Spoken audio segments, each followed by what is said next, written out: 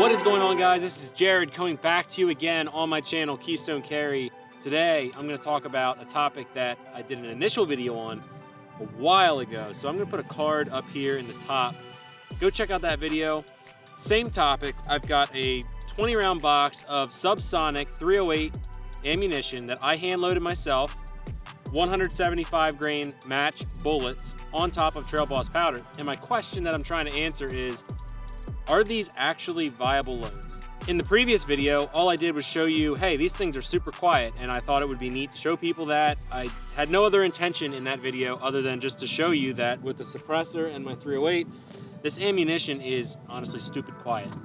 So this video, I'm gonna dive a little bit more into the topic of accuracy, and I wanna find out, are these actually accurate? You know, after I shot the last video, I really haven't touched this ammunition. I haven't done any shooting with it. I never put it on paper. I have no idea what to expect. Now, because I've never put these on paper, I have no preconceived notion of how they're going to perform. I know just as much as you do at this point.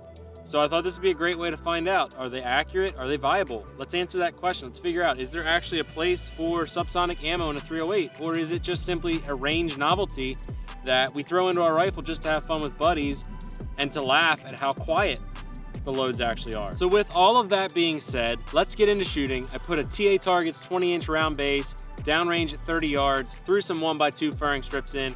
I put a full-size IPSC cardboard target up. And the reason I did 30 yards, honestly, I have no idea where this stuff's gonna hit. I think it's gonna group pretty consistently. I have no idea what my point of impact shift is gonna be versus how I have the rifle zeroed. So let's start at 30.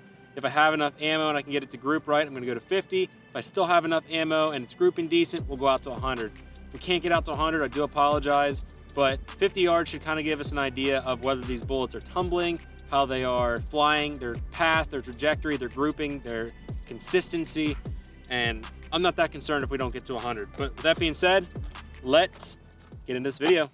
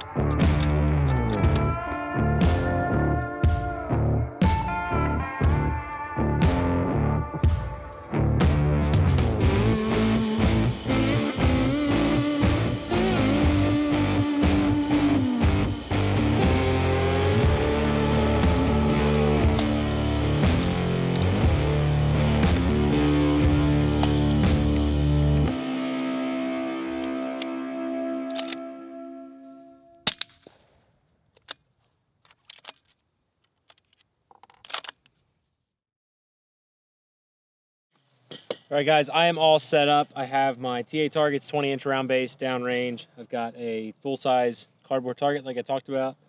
Got two little orange dots, and let's get to shooting. What do you think? Put some rounds downrange, see what these things do. Before I do that, I did want to point out this new guy on the front of my rifle that hopefully you guys can see. This is Boscobel's new bipod, and this is not a review on this product yet, but they kicked me out one of these from Australia. This is the new and improved version. There's going to be a card up here at the top of the video. Check it out, my initial review on their original Belloc bipod. And they packed this new one with a ton of new features, and I'm super excited about it. You're going to be seeing it on my Instagram feed a lot on my different rifles, but stay tuned because a full review will be in the very near future. That's it for the talking. Let's get into some shooting.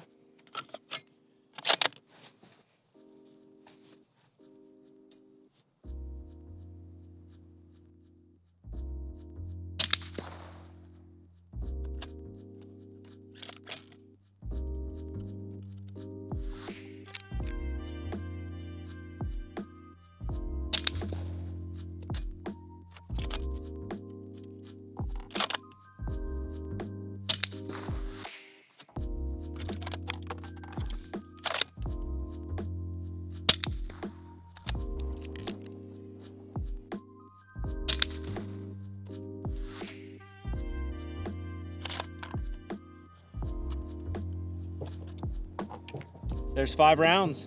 Let's go check it out. So here's what we've got. That is, that's 5 rounds at 30 yards. So my point of impact shift between the Subsonic and my Supersonic, it's obviously way low. I actually have my 308 currently with my hand load zeroed at 30 yards. So I'm down about 1.5 inches and over about 1/2 inch.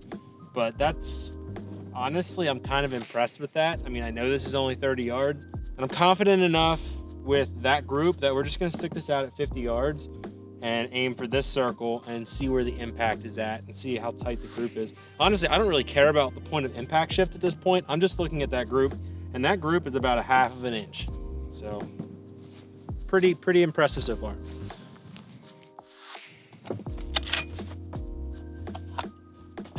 Guys, I moved the target up to 50 yards, and we're gonna put some rounds on paper.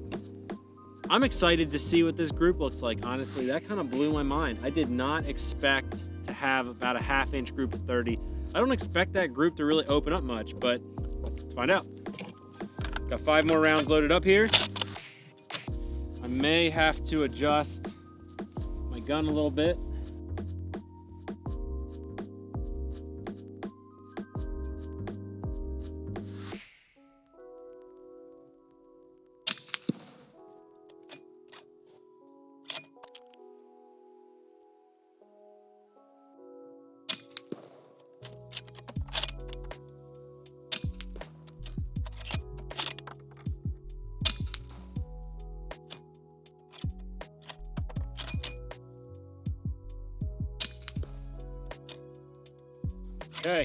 Okay, so that was 5 rounds at 50 yards. Let's take a walk and look and see what kind of group we laid down on paper. Okay guys, so this is what we're looking at. I actually decided to aim at the top circle. I know I said I was gonna aim at the bottom, but I got a little concerned that the drop was gonna be a lot. It only dropped about another 2 inches. Truly blowing my mind is that group is pretty much the same. That's 5 rounds. And these 3 here are all in one hole. These 2 are in the same hole, and they're only about 1/16 of an inch apart. So that's about a 3/4 inch group at 50 with subsonic ammunition. Now I'm gonna aim at this circle again, drop this thing off at 100. Let's see what happens. Honestly, at this rate, I'm kind of hopeful that this thing's gonna stack some 1-inch groups at 100. Let's find out. So that was 50 yards. We're losing light fast. I set up a target at 100. Let's put 5 rounds on it and see what happens. And then I have 4 more rounds here. I accidentally shot a 6th round somewhere, but I have 4 more rounds. And we will put some of that on steel so you can hear the sound of these bullets smashing some steel. Let's do this.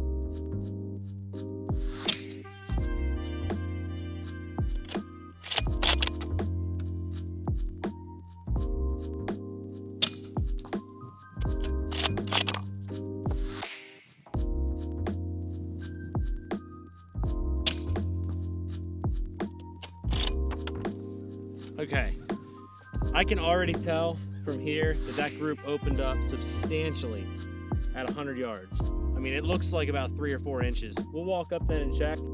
For now, I'm gonna smash some steel with my remaining 4 rounds so you guys can get a good feel for how quiet this ammunition is and how loud our targets from TA targets are. So check this out.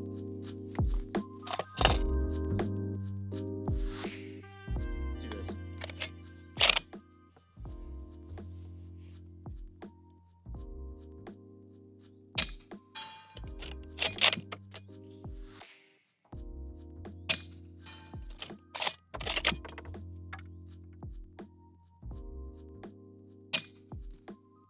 Oh. Miss on the last one. Stupid quiet. This is what we're looking at. It's about a 3-inch group. And honestly, I don't know where round number 5 went. It must have hit way low. I know I was holding consistently there. It's kind of interesting that they kept dropping lower and lower, but it may just be the nature of such a slow bullet. I mean, it is a super windy day. I don't think that that would have affected the drop necessarily. It might have walked the bullets, but kind of disappointed, but I'm not surprised. So the question then remains, is this viable for anything other than just range shooting? And realistically, even if these would have stacked a 1-inch group, these are match bullets. They're not hunting bullets. They aren't self-defense bullets. They're not designed for anything other than poking holes in paper or hitting steel. So if we're talking about hunting, honestly, in my opinion, that answer would have been a no before I even put these on paper, because it's a match bullet. It's not designed for hunting. It's not designed for self-defense. I would say with these tight groups at 30 and 50 yards, if you had a hunting style bullet, a solid copper machine bullet that's designed to expand, and you could achieve accuracy like this, absolutely, you could use these for hunting at these distances. I would want to tighten this group up if it was, me personally for hunting. This is just a little bit too inconsistent for me. But if I could get consistent groups that are way tighter than this at 100, and I was using a hunting bullet, there's definitely hunting scenarios where I would go for the subsonic ammunition over supersonic. So there you guys have it, paper, proof, the accuracy potential of my hand loads. Could you make better hand loads? Absolutely. You could probably load these up and test them and refine them and do all kinds of stuff and figure out how to tighten this group up. I don't really know if it's worth it because, like I said 10 seconds ago, I'm not going to use these for hunting. They're kind of just for range theatrics. I like to put them in people's hands and watch them smile as they shoot a 308 that makes no noise. But other than that, I'm just going to use them for play. Guys, I appreciate you watching this video. Definitely leave me a comment below. Let me know what you think. If you are completely scarred and torn apart because of this lack of accuracy at 100 yards, I can't help you. But what you could do for me is you could help me. You could hop down in the bottom right now. See a little thumb up thing? Hit that. Hit the thumbs up button. Leave me a comment and take 5 seconds to smash that subscribe button because I have a lot more coming. Guys, I appreciate you. Thank you for watching my video. Until next time, stay well, stay safe, and I'll see you in the next video.